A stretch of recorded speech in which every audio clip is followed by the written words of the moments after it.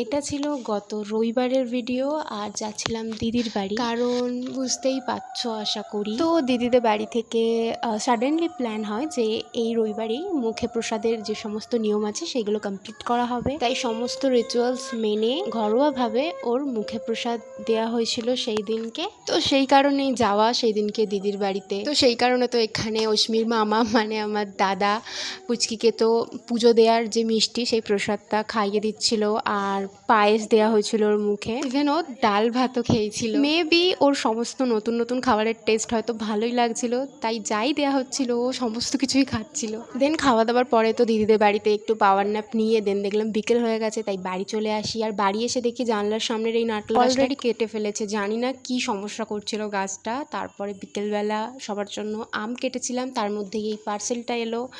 ব্যাস এইভাবেই কেটেছিল গত রবিবারটা আমার। ওকে চলো বাই।